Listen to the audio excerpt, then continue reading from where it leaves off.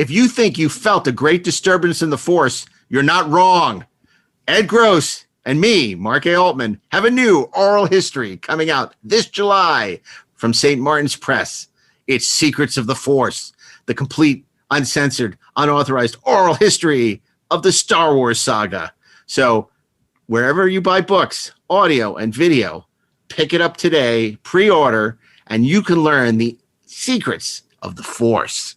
And don't miss our oral history of Star Trek in stores now. And, of course, nobody does it better, the complete oral history of James Bond in digital, hardcover, paperback, and audio. That is all.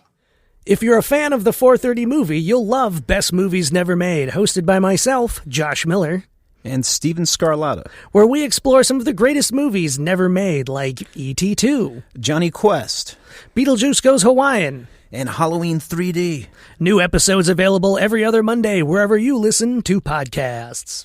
You must learn to listen to the Rebel and the Rogue, or you will not be allowed to come with me to Alderaan.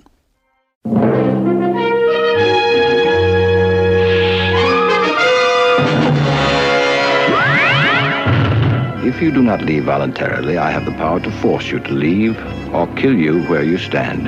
Have you ever seen a victim of Brazilian fever? They die in one day.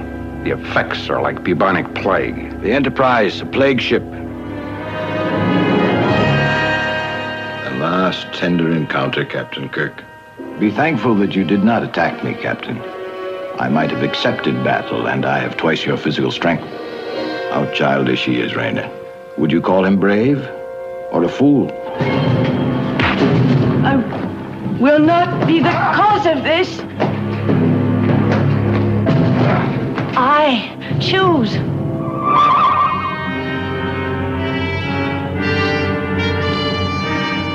My crew.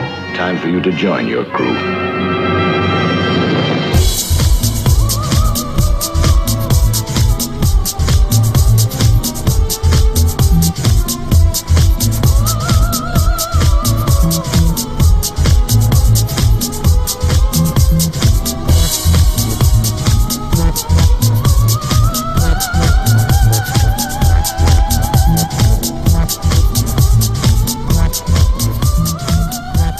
Hey, this is Mark A. Altman. And this is Darren Doctorman. And we are the Inglorious Treksperts. And welcome to the Briefing Room.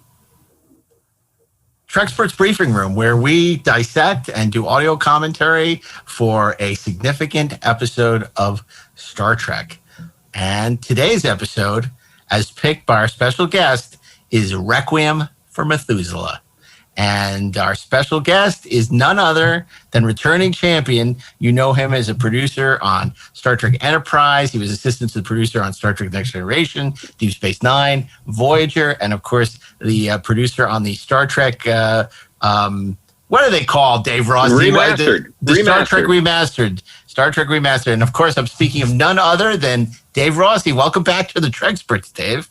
Thanks, guys. Thanks for having me back. This is going to be fun. Of course. Yeah, well, obviously we picked these shows that we've been curating based on our guests' picks. Love to know what it is about Requiem for Methuselah that you feel is worthy of inclusion in the briefing room. You know, I thought that, and after talking to Darren a little bit, that, you know, going for the top heap would have been too easy. So I dug a little into my my favorite moments from episodes. And you dug like the Troglites do.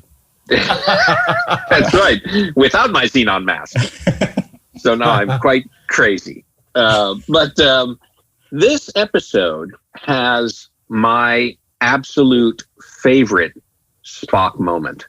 And so I thought I would jump onto that one. I should have gone for a Kirk moment. Now that I think about it, that was dumb. But as I was looking at, I was just looking at titles, and that jumped out like, oh my God, I love that Spock moment. So I jumped on this one. So let's jump on that. I also want to point out we will be watching the remastered version, so you will not be seeing regular the reused matte painting from the cage. Well, you won't be seeing anything because you're listening to this. Oh, that's true. That's true. But when you're watching it, please watch whether on Blu-ray or on streaming via Netflix or CBS All Access or Hulu or Amazon Prime, you want to watch the remastered episode, because that's the one we'll be watching today.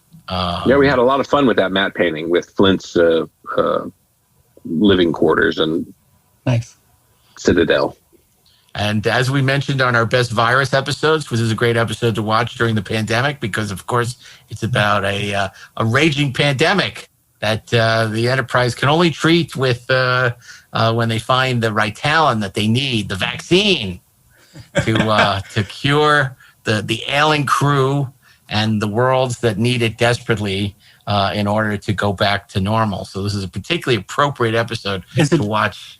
Is it true that an alternate title for this was Catcher in the Rye Talon? No?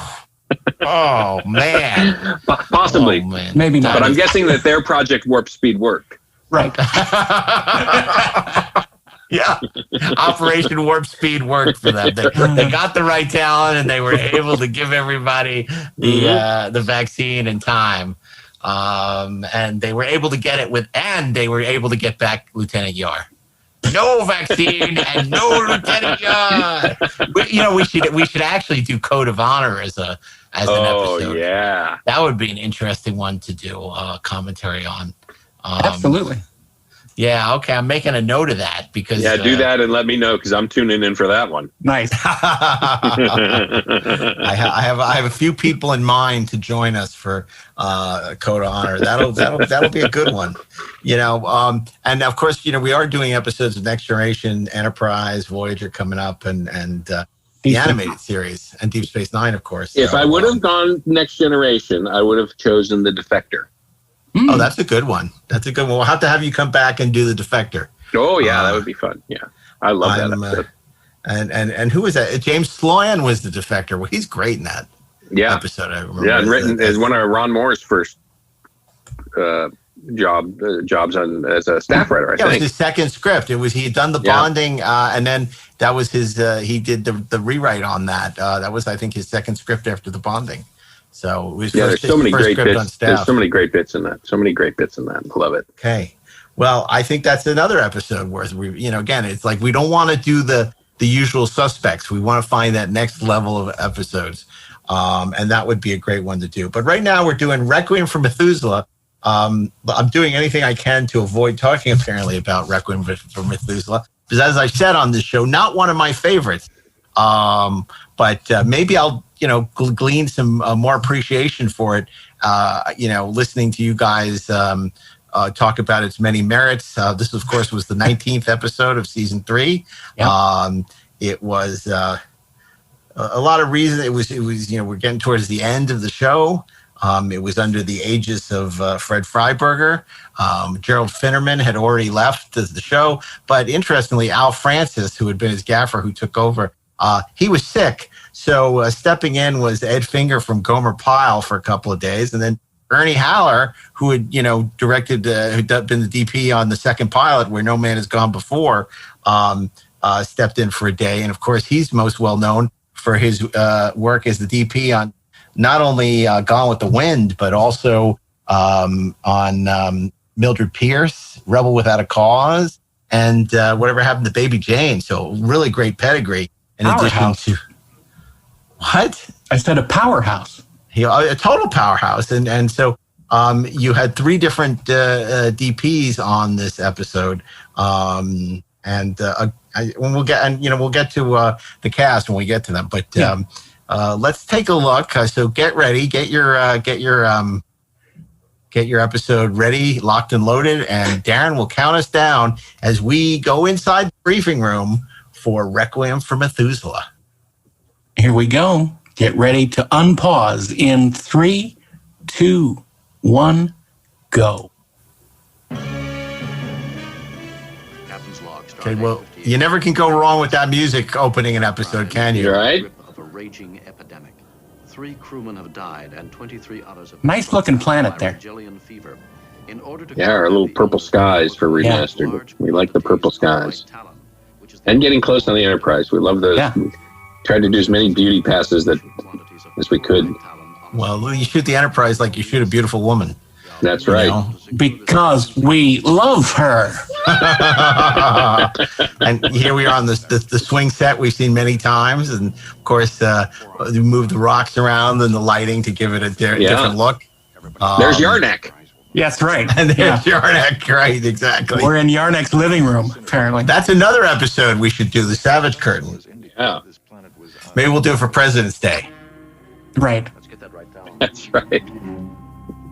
And why don't you tell us how they did the robot here, Flint's robot, M5, M3, well, this is M2. M4. This is M4. Yeah, because the others were not entirely successful. 1 through 4 were not entirely successful. That's right. It's a garage sale of Nomad parts, is what it is.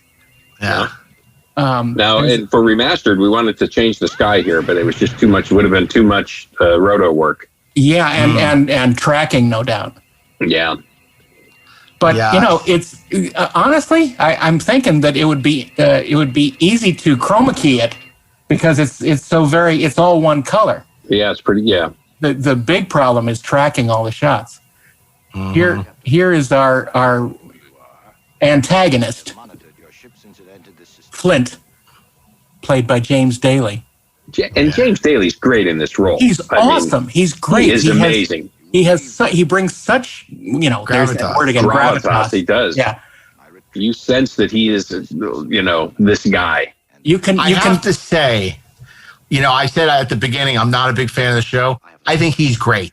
Yeah. I think he's great in this role. Because this is a really hokey thing to pull up. This is a Jerome Bixby classic in the sense that he tapped into this idea of the immortal man who was many different people, and a lot of the stuff he wrote. He later did a novel called The Man from Earth, which was adopted as a movie. But I feel I buy it here. Like, I don't think this is hokey. Yeah, no, I agree. I mean, this little bit he does about the rats here is really, really fun.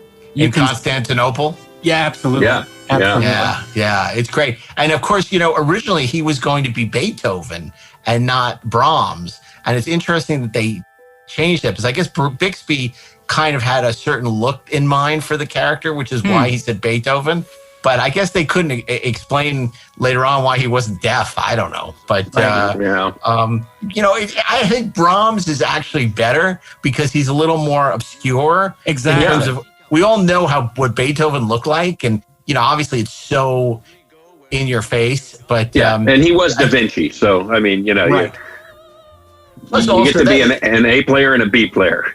What an incredible thing to have to do as a composer. Okay, write this as though this was a piece composed by Brahms that nobody ever heard. And imagine doing that for Beethoven. It's such a great little tune, too. Yeah, it really is. It's really, really very effective. So we're in the 3rd season. We got everybody credited here. We got the blue credits. And, of course, this was the re-recorded theme for Star Trek Remastered. What can you tell us about that, Dave? Well, that was their, if we weren't going to do the visual effects, that was the only thing they were going to do was re-up the music a little bit. And so we were there on the scoring stage that day. And, look, it was really cool to see it happen. I don't know that it gave us anything really extra, but it was cool to see. Now, this episode... I was going to say this, later on in future shows, the titling kind of lacks some stuff, but Requiem for Methuselah is a great title. Oh, yeah. It's a great title. It's one of my favorites. In fact, obviously we have that joke at the beginning of Free Enterprise about Requiem for the Martians. It's Requiem for Methuselah. And it's because there's such poetry to it. And, you've heard me bitch about how subsequent Star Treks lack the poetry of the original in terms of their episode titles. But, this is the kind of stuff like City on the Edge of Forever that have, such poetry to them, for lack of a better word. This episode was the only episode directed by Murray Golden. Murray Golden directed it. What can you tell us about Murray, other than he liked delis? Oh, here's the rat scene, right? We don't know. Yeah. You can see him. Are you a student of history, sir? You can see him experiencing it again. Yeah, exactly. I am. He carries such a heavy burden. If this episode were in The Next Generation, it would have been called The Immortal. Yep, absolutely. The long life. Yeah. No, it's true. This is what we talked about, all the great character actors. And, soon we're going to be introduced to Raina, played by Louise Terrell. And, she, more than most of the women on the original Star Trek, had a very long career, not only through the 70s, which she virtually on every significant. Oh, there we go. Great Look at that beautiful matte painting. You see that little spaceship? Stunning. There's that little kind of rocket ship right in the middle. Little white rocket ship. That is actually a nod to an episode of the Justice League cartoon. Nice. Where they run into a guy named Vandal Savage who's immortal, and he's lived into the future. And the end, the humanity has all died out, and it's just him. And Superman gets transported to the future and runs into him, and he's like, "Well, what are you doing with this starship?" And Vandal Savage says, "Well, I built it, and then I thought, where am I going to go?" Here in the Hall of Flint. Right. Yeah, it's interesting, that previous shot where we were looking down at them from the rafters. Yeah. Was all overdubbed, was all ADR, because really, I watched this last night just to prepare, and it was all ADR because they couldn't mic it because the camera was in the way. Right. Sure. And it was an interesting camera angle. I mean, I assume that Murray Golden, having not directed the show before, was a Fred Freiberger find. And of course, this episode, even though Jerome Bixby gets credit for it, was rewritten many times, including by Fred Freiberger and his story editor, Arthur Singer, who is Fred's story editor on Star Trek for the third season. Right. And that's why there's some things in it that are really good and some things in it that aren't. Now, the set is a pastiche of set pieces we've seen from everything from Cat's Paw, our set deck from a bunch of episodes. Cloudminders is in there. There's all kinds of stuff. And Mission Impossible. Right. From the Desilu warehouse. I love this. Again, we always talk about how wonderful William Ware Tice was in dressing the women, but let's talk about the man for a second. This is a great costume. Yeah, it really I love the pattern on the outfit, and then material. Of course the cape. Yeah, it looks expensive and it's just very elegant. This is a great moment. This is a great moment too, where he goes in to kiss her and she's just staring at him. She's just, she's not there yet. And he is just longing to share his life with someone and have this person come to life for him. And she's just not there yet. And I've been there.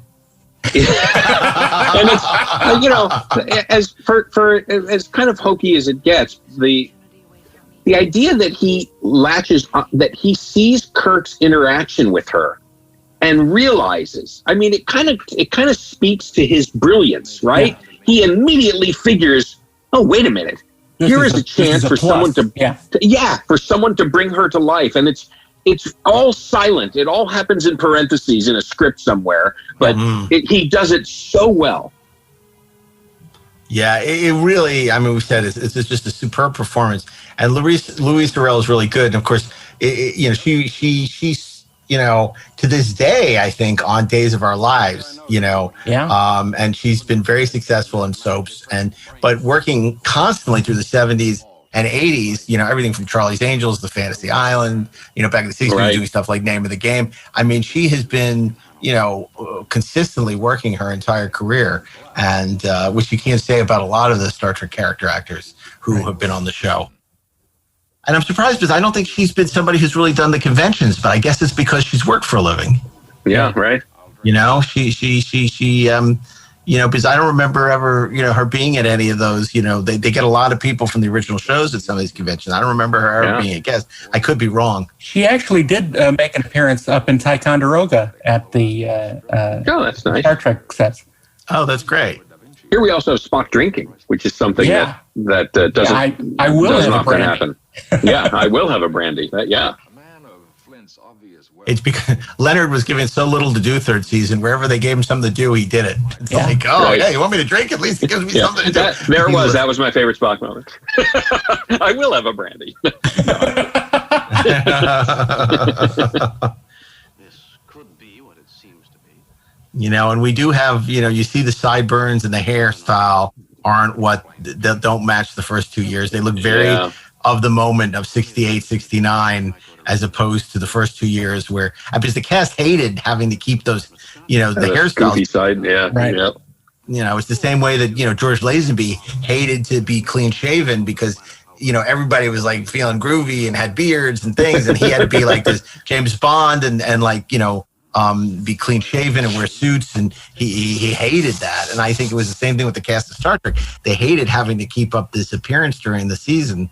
But it added so much to the show. It didn't feel like it was, because you can tell a third season show immediately from just the way that the cast looks. It's good that they have Glad bags in the future. Yeah, they did. And I think we just had a moment where Kirk called the ship and said, "How's everything going?" Right? And Scotty's like, you know, "Oh, we're in trouble, Captain." And then he hangs up and is like, "All right, let's have another drink." You know, I would go along with the greatness of this costume if it weren't for the tights. Yeah, the tights aren't great. I agree. The tights are a little wonky. In the medium shots, it's great. In the medium shots, it's absolutely great. But the tights are not little much. It's a little Cirque du Soleil there. Siegfried and Roy, actually. Yeah, right. Now here's the introduction of Raina to the boys. Yeah, Louise Sorel. Wow. She's done watching her flat screen. And it's TV. a great music cue. It's that kind of off-kilter, you know. Mm-hmm. It's the sound of the blood changing direction in Kirk's body.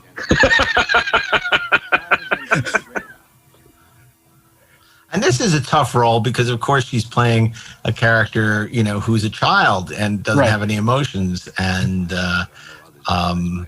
you know, she does a really nice job with it, I have to say. She really does. She really does. Because towards, you know, when you get to that penultimate scene where she kind of comes to life, she comes to life. I mean, she does a great job. Yeah, and, you know, you can definitely see the influence of Shakespeare's The Tempest, or some would say Forbidden Planet on this episode. Of course, he's, you know, this immortal Methuselah, you know, Methusian character, you know, and Methuselah, of course, is the grandfather of Noah in the Bible, who was the oldest man who ever lived, I think, almost 1,000 years. So, you know, Star Trek was very, you know, the biblical references, and of course, again, the Shakespearean reference here to The Tempest, and instead of being with his daughter on an island as Prospero, you know, but instead he's with, you know, his would-be lover in this case.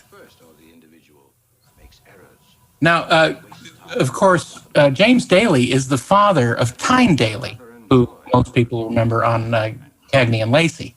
I didn't know that. Yeah, and in many other productions. And I believe that his grandson is also an actor. I can't remember his grandson's name right now, but Tim Daly. Yes. No. Is it? I don't know. No, I don't think it is. It's another Daly, obviously. The laboratory, Doctor, you can rest assured that the Vitalin is being processed. Thank you, sir. They're constantly trying to hide the wires that poor M4 is hanging on. Yeah. Is that anything you guys did in post? Did you do any digital cleanup on the wires like they did with War of the Worlds? No, I don't think we, you know, we went in and cleaned up some things where we could on kind of high profile, what we felt were high profile episodes. I don't think this ranked as one of them. Mm-hmm. But they were always noodling around at CBS Digital, so it's possible. Right. I was noticing the set design there because they had to account for the wire that's holding the robot up. They had no top to the doorway, but they have that backing wall that makes it look like there's a top to the doorway. And was that the set to Whom Gods Destroy? It sure looks like it. Might have been, yeah. Yeah. And this is interesting. Again, this episode is interesting. You know, this Murray Golden directs in a very different way than any of the other directors. Remember, by this time, third season, the money was way down. Yeah. And also the schedule was way down. Much tighter. Yeah. So you had to move a lot quicker. There was time for less takes. And, you know, you really couldn't afford to get too creative in terms of camera movement. You just had to freaking get it and move on. And that thing behind Flint is the background that was used in Arena. It was, you know, in Arena when they show Cessna's, when they show the outpost, there's that weird crumpled metal. The crumpled bit of metal, that covers the other set behind there. Yes. Oh wow, that's interesting. It's good pretty call, amazing. Dave. But you know, it's also the background for the Telosians. You know, it's that standard treatment of thick painted tinfoil, basically. Yeah, that's what that they would put up on, connect to a wooden substructure and just put it up there. It makes me wonder why that's there. Yeah. As if, you know, maybe Flint cut into the side of the mountain to build his. I think just to give it some texture to make the walls less flat. It's a Flint sculpture. I mean, I think it helps this room not look so, like plywood. It looks great, and it makes it look Star Trek.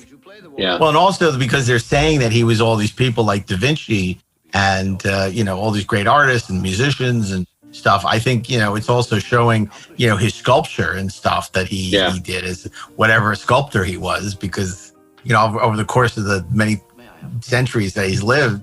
He was probably a sculptor at some point. I mean, we see the paintings and. Well, he was, Da Vinci. And he made those light fixtures. Yeah. He was an electrician. He was. That's right. I think we're lucky. He was Mo Ginsburg. He was an electrician in the 20th century. You're totally satisfied, or it's free. We're certainly lucky that Spock knows how to play music on this piano. But it's not surprising. Well, no, it's not surprising at all. But it's interesting that Flint kind of knew. Why don't you play the waltz, Mr. Spock? Well, I don't know how to play this instrument. Yeah, right. But Vulcans are very cultured, So, sure. And we've seen him play the electric guitar or whatever that thing is, and what is that thing? Problem. Yeah. This right talent sucks. Yeah, right. Oh my God, this food coloring is awful. That's right. There's 1 part per 100 of, red dye. I'm allergic to red dye. Precisely. Now, it's interesting. This is handheld. That's a handheld shot.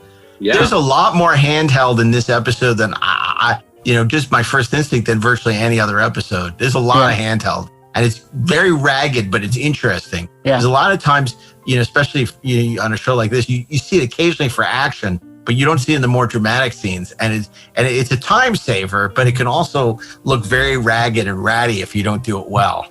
And it makes me think not The Office. It makes me think that they doubled up, that they had 2 cameras running to cover this whole scene. And that's this whole scene is with Flint. This is where Flint's making his observation. It's very cool. What the devil's going on in here? Yeah. It's no good. It contains beryllium. And it's also a very claustrophobic episode. I mean, it was completely shot on the lot, at Desilu and Paramount, and we're basically except for a few moments we're on the bridge. We're in Flint's castle for the most part, and then outside with M4. Thank you.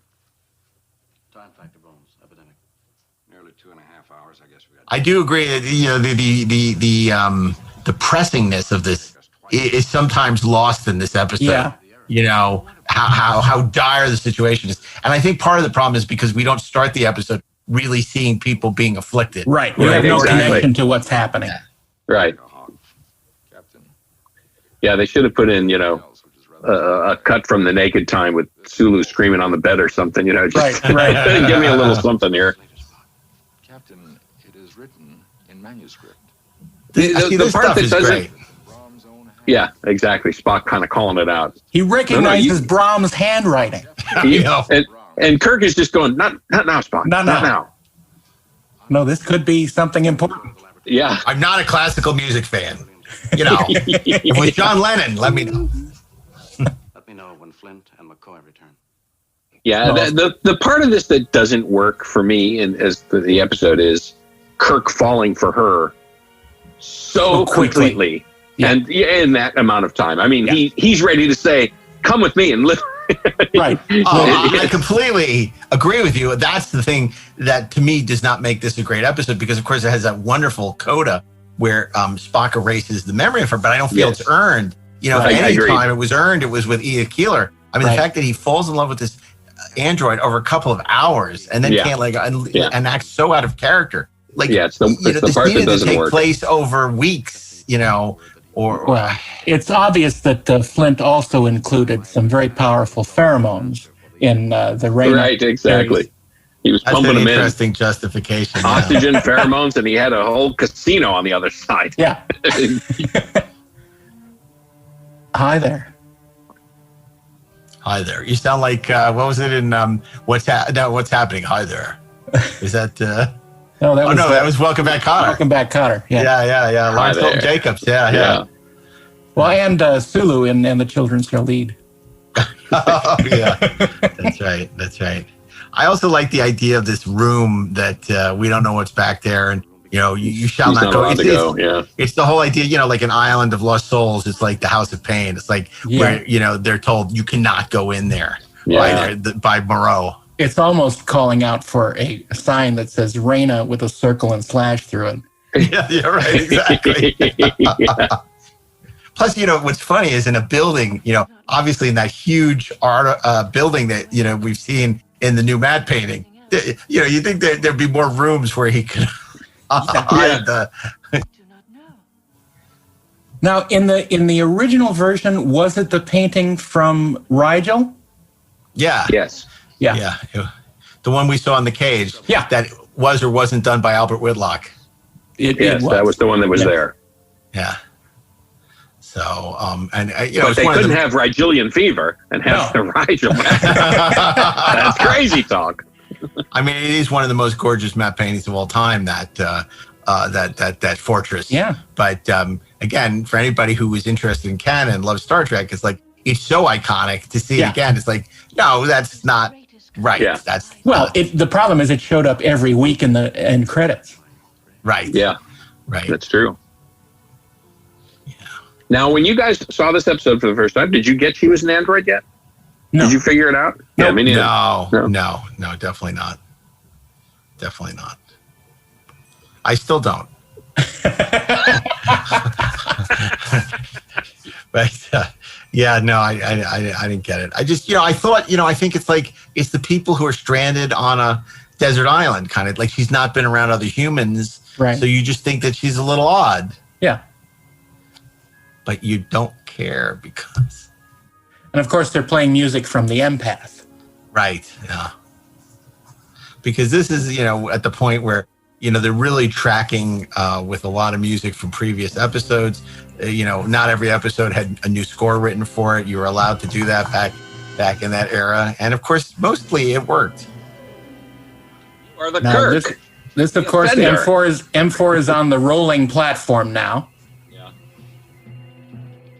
Steady movement. Or Nomad Jr., as I prefer to call him. That's right. I like that little computer on the desk there with the cage viewer. Yeah. How's it going, M4? It's sure taking its sweet time. It sure is, yeah. It's like... What? I love, though, that they destroy M4, and then, of course, M4 shows up later on. Yeah, well, too useful a device to be without. Then that would be M5, wouldn't it? He did call him M5. So, M5 tie-in. Maybe he was also Richard Daystrom in a previous life. He might have been.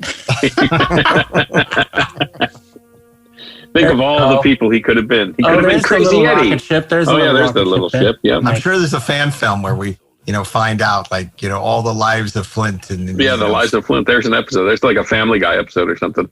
Well, the Greg Cox first book about the eugenics wars has Flint in the story, and he's a very interesting character there, and how he wound up.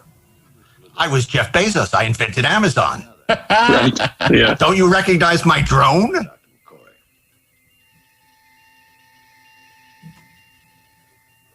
Fascinating.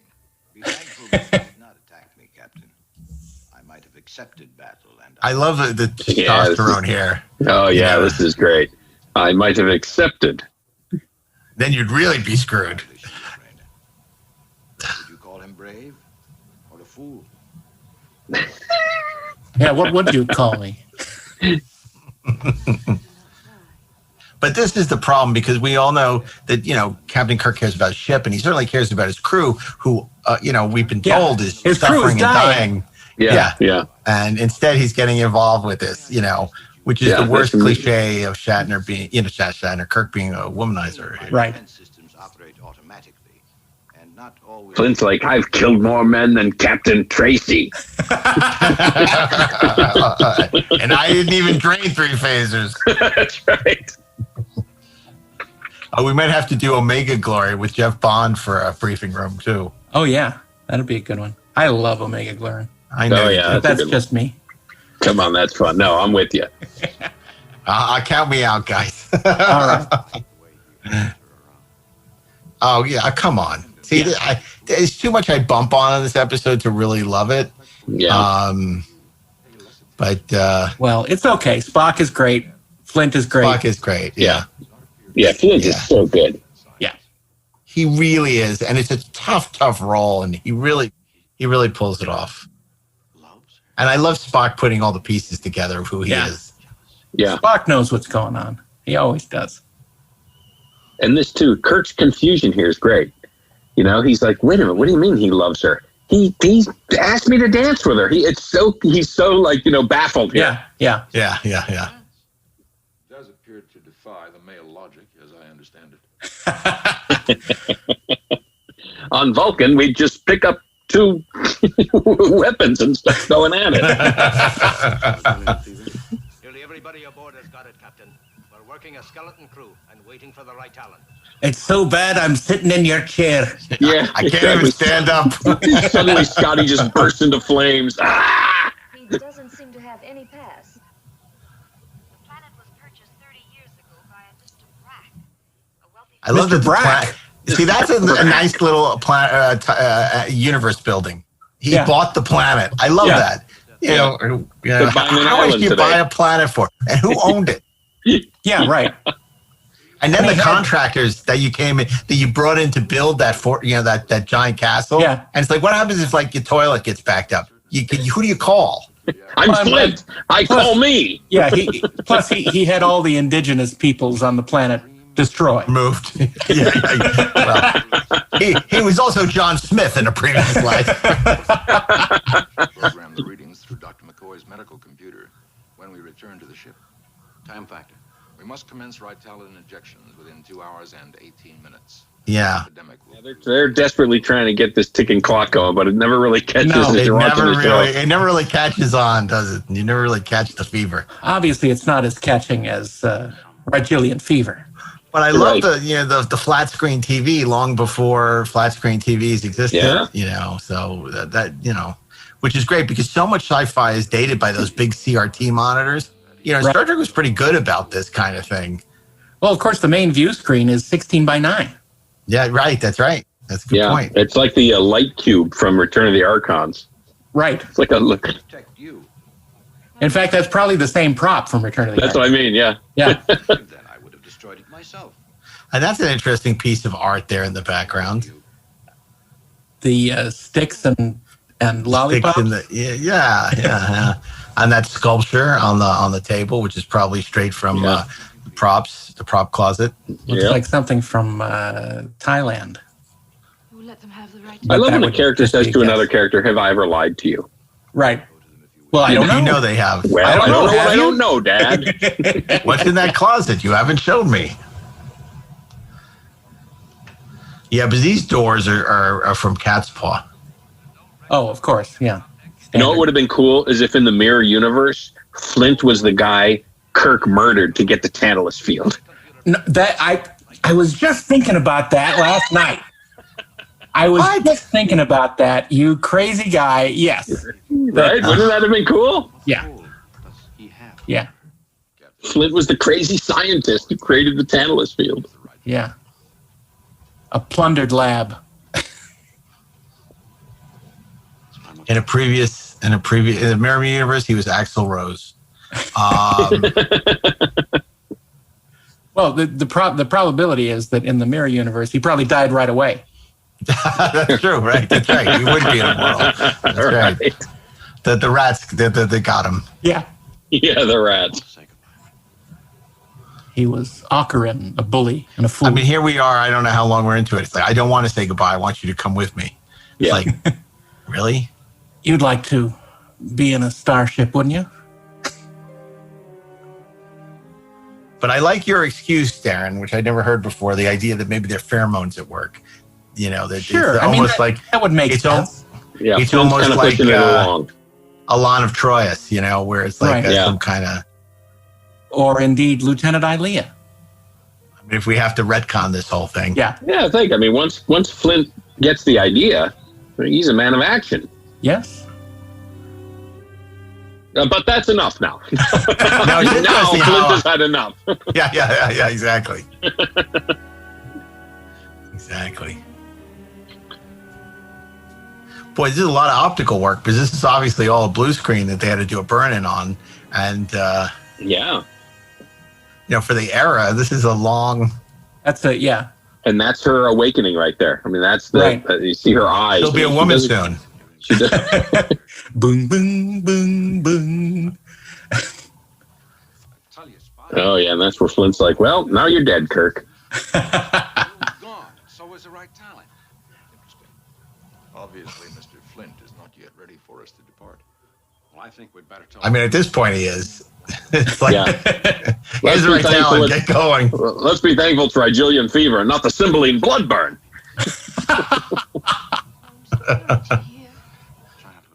You know, it's funny because he could have just let Raina go with Kirk and then built another one. Well, You're this right, is true. exactly. Just download her and, you know. When you think about it, it really is like he's like the guy who's like building Japanese sex toys or something. Well, It's creepy. It's creepy. It's very creepy. Yeah. Flint's a liar. Go to readings, Captain. Apparently, the right talent. Has he ever lied to us? It's behind this door. Behind this secret door. And this is a great moment when Spock jumps in front. Yeah. He's like, you know what? Let me go. Because he's figured it out. Right. Mm-hmm. But again, he's so sensitive to, you know, Kirk's emotional state, Yeah. but it's just like Kirk should not be so Yeah. but you're absolutely right. It's a great character beat for Spock saying, you know, I'll go first because I'm Now, that little piece on the wall there is a tray from ground beef in the What? supermarket. Yeah, it's a ground beef tray found in the supermarket. really Yep. wow. A ground beef tray Yep. in circa 1968. Yep. Wow. Were you paying more for the ground beef or the tray? I don't know. What's going on in here? I love Andrew. I love McCoy's reaction.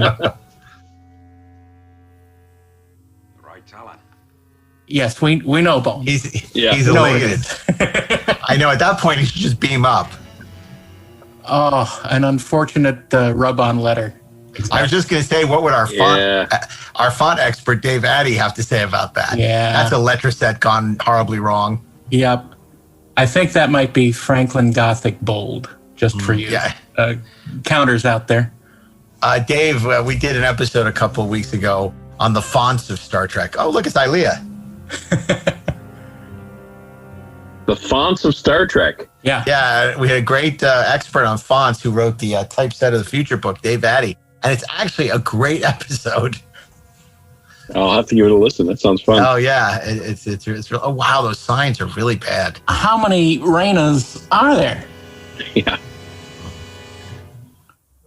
Well, that's what I'm saying. He could have let her go, and we would have been fine. He had a bunch of Yeah, backup. that's the moment where Kirk says, Spock, Bones, give me a few minutes in here. Oh, I'm going to bring no. them all to life. Aboard the Enterprise. But we have also discovered our benefactor's secret. He doesn't have enough wigs for all his Androids.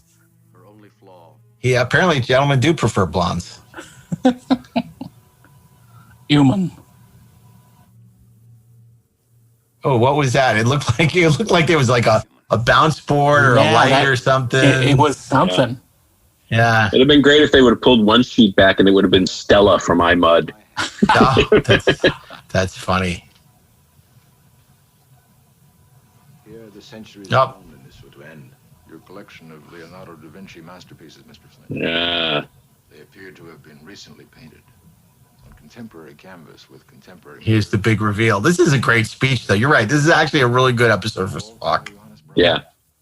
An unknown work. Because he comes across as clever. He put it all together. Yep. Exactly. The whole time while all this stuff has been going on in the background, Spock has been piecing this together. And, you know, and I love the way he kind of has a little sympathy in his voice for Flint. Sure. You know, he kind of feels like, you know, this is a blessing and a curse that you've lived with all these years. Yes. How many other names shall we call you? Solomon, Alexander, Lazarus, Methuselah, Merlin, Abramson, 100 other names. Merlin. I want to see that, Merlin. I want to see him. He looks like Merlin. That's awesome. You know, forget Nicole Williamson. It's like, I want to see Flint as Merlin. I was Sherlock Holmes. Sherlock Holmes was a fictional character, sir. Yeah, don't tell Nick Meyer that. I fell in battle, pierced to the heart. What was his name? Akar? No, Akarin. That would have made him from Capella. That's right. This actually, you know, with all the fan fiction and all that stuff, this would be an interesting thing. Flint's story through time. Like, I'd actually watch a show about him. Yeah. Like, you know, like this immortal guy who just goes through all these eras until, you know, he shows up in the 23rd century. I think it would be awesome. And the fact that he gets fed up with humanity, he's just like, I'm done. I'm done with you guys. Mm-hmm. And we're evolving. You know, we're evolving, and that's when he's done, you know. And it happened in 2021. Married 100 times. Selected, loved, cherished, caressed to smoothness, inhaled a brief fragrance. Then, age, death. Now, a lot of people, you know, dismiss the writing in the third season, but, you know, this is a really good monologue. Yeah. It really is, and it's so sad. Yeah. It's so sad that he's just talking about, I have known, you know, thousands of people and they all die. Yep. They all just, you know, it's all a moment for me. It's just a moment. Blip, yeah. It's really, really sad. I mean, I know a lot of people love Highlander. I don't think it's a particularly good movie, but there's an interesting idea at the heart of it. Like, and there's that great scene, you know, Chris Lambert's secretary is this old woman in 1980, wherever it takes place, 1984. But it was like a girl that he rescued in World War II. He fell in love with, but she aged and died, and he remained the same. And it's kind of this tragic love story. And it's like, this does it better, Yeah. you know, than Highlander ever got close to. The official, the secret. My privacy was my own. Its invasion. But it doesn't have Sean Connery as a Spaniard. So, you know, there you go. it's right. One more mark for it, yes. Yeah, I will have to say that the direction is a little stiff. You know, Yeah. you know, there's a lot of masters, close up, you know. Yeah. Oh, the test of this power. shot, the composition here is not very good. But again, they had so little time. How badly did you want that as a kid? Oh, my God. Oh, so badly. So badly. I know, but even as a kid, I knew, wait a second, that's a view screen, not a window. Why is he looking Yeah, right, exactly. When he looks down, oh, hello in there. My crew. You had no chance. No chance. Flint had you from the word go. For you to join your crew. You'd wipe out 400 lives. Yeah, it would have been cool if they could have seen him looking through the top of the bridge. Is this a starship for ants? That's so funny. That's one of the best Zoolander references I've heard in a long time. Restore them. Restore my ship. Time. 1,000. This is great because this is when he gets worked up. It's like, you know, when the ship's in danger. He didn't care about them all dying of the Rangelian fever. And just what Flint says to him here, you know, you're going to know the future, Captain. As Kirk's like, wait, restore my crew. And he goes, maybe in about 1,000 years, you're going to know the future. He's like, I'm doing you a favor, man. Just relax. Enjoy it. Enjoy the ride. For the big time jump to season 4. We're gonna freeze you for 1,000 years and send you into the future when we restore you. Well, that means they'll avoid the burn.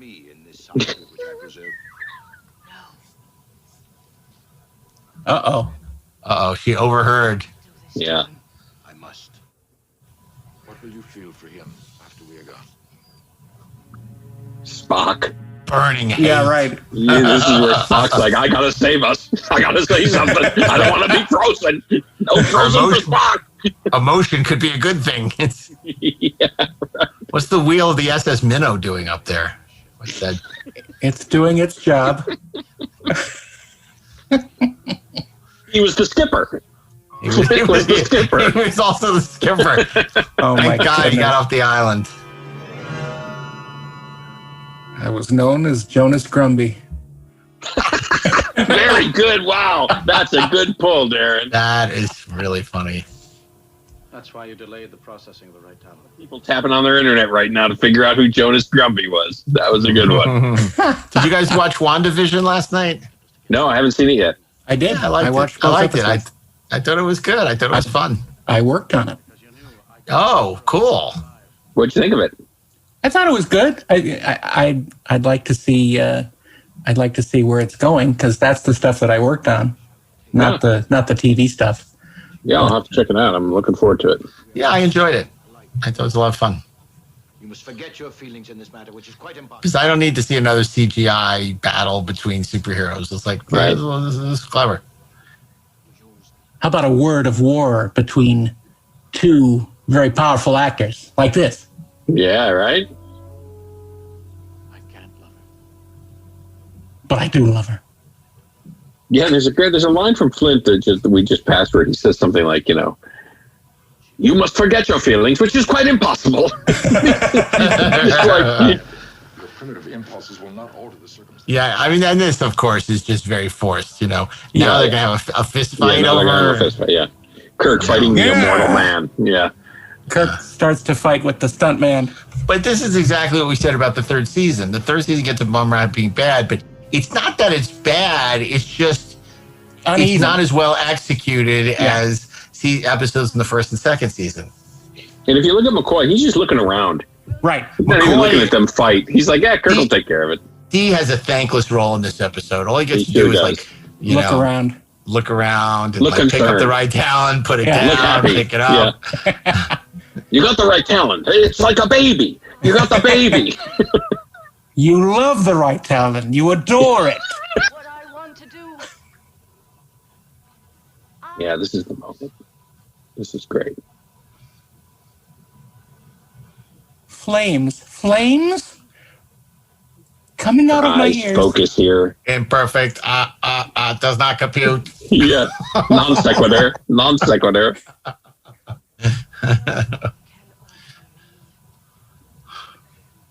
Laser beam shoot out of her eyes. Right. You are not Jackson Roy Kirk. That's right. That's right. She's human. The human spirit is free. You have no power of ownership. She's free to do as she wishes. I mean, because that's an interesting thing to explore too. It's like she's an android, so like, does he? He have the right? It's like what? It's that kind of data stuff that was explored in Next Generation so well. Sure. Yeah. But interesting to sort of look at in terms of Reyna. But again, these are not the paths this episode chose to explore. He seems self-aware to me, Commander. It's a powerful moment. I mean, imagine gaining sentient. You gain emotion. I mean, that's powerful, man. And Flint's sadness at his success. Yeah. Right. It didn't go the way he thought it was going to go. So maybe Da Vinci wasn't as smart as he thought.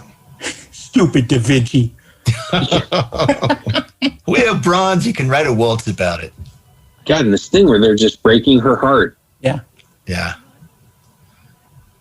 She doesn't want to. I was also Sonny Bono. Don't go breaking my heart. I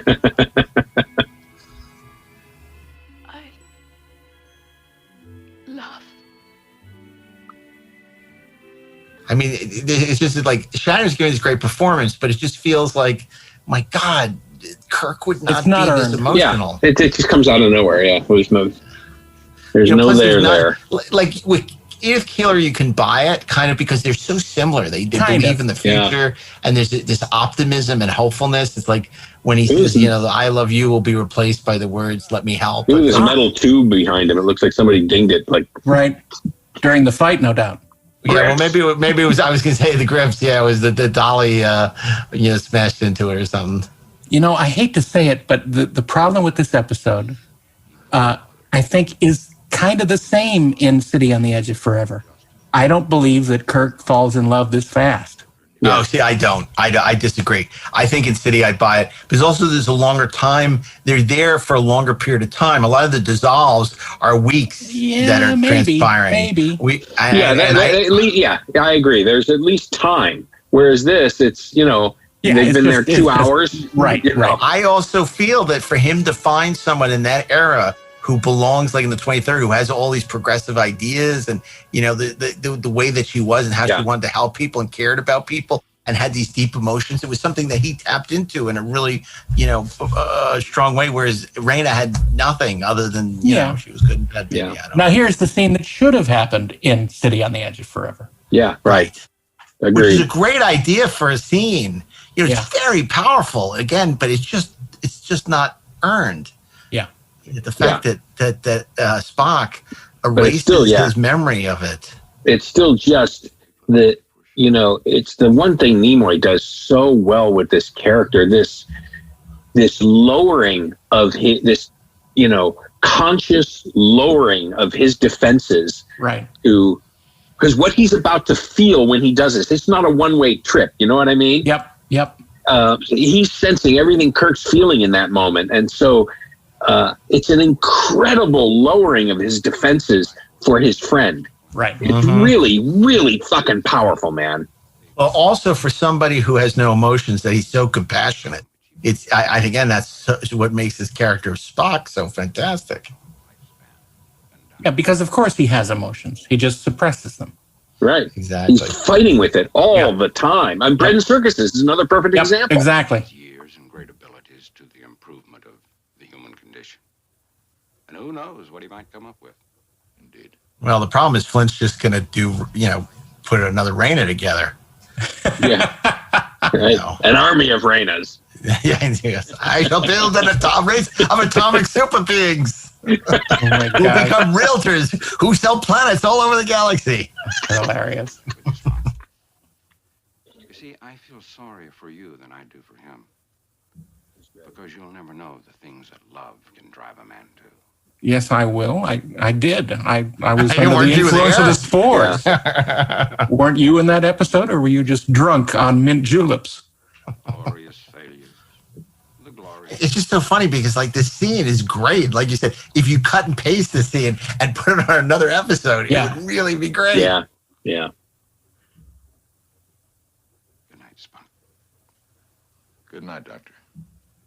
But it's like, to me, this is a noble failure, this episode, as opposed to as opposed to being bad or something. An it's episode not bad. that aims lower. This aimed very high. Yeah. You got to respect that. Yeah. And plus, I still rather watch this than a lot of other things. Another thing about this moment is it's not Spock having him forget her. It's having him forget that he loved her. Right. And that's really it's really complex and sad and melancholy and amazing. Yeah, absolutely. Is that an air filter to the left? I don't know. Probably. Yeah. Well, there you go. What an interesting choice. And I think it was really interesting to dive into this episode. And it's one of those episodes that there it is. Look, there's Rigel. There it is. Yep, there's Rigel. There's the Rigel It's one of those episodes that I don't really watch a lot. Yeah. But whenever it's on, I will watch it for those couple of moments, for Flint's performance and for Spock. Right. No, it's funny because, obviously we talked about this, growing up in New York on Channel 11, I watched whatever was on, right? Right. But then there came a point in the 90s where stuff would come out on DVD, Laserdisc and DVD, and I would only watch the episodes I really liked.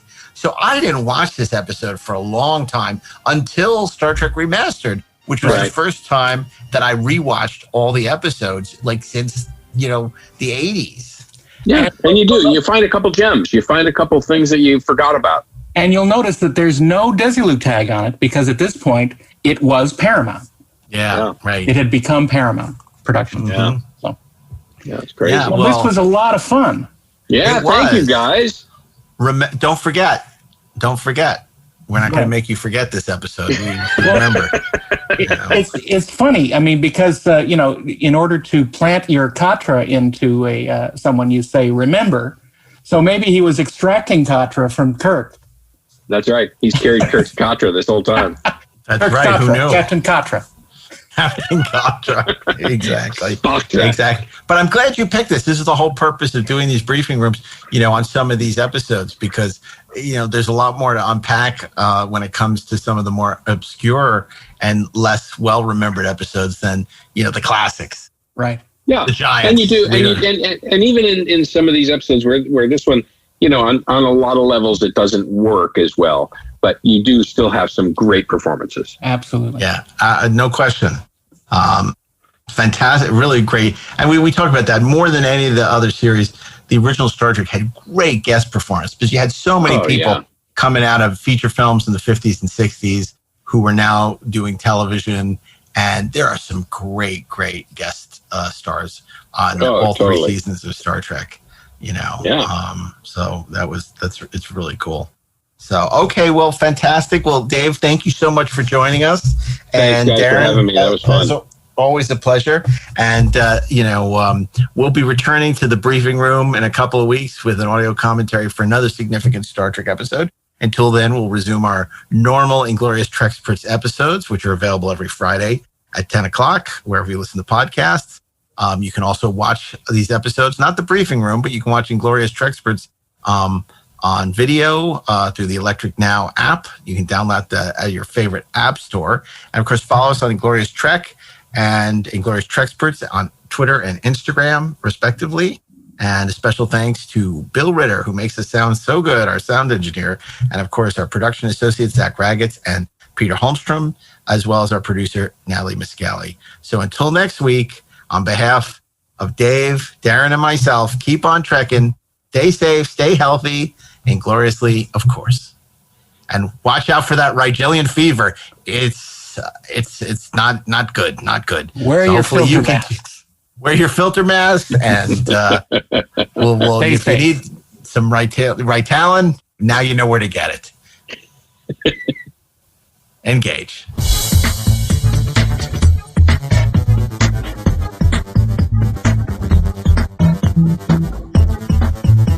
Scott, would you repeat what you just told us?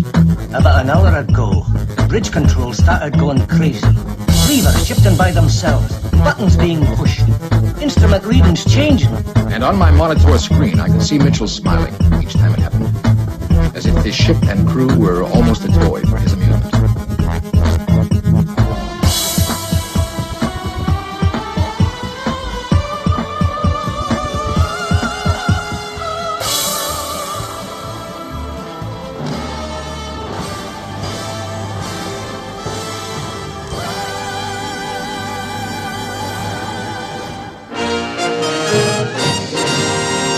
This show was produced by Dean Devlin and Mark A. Altman and is an Electric Surge Network production.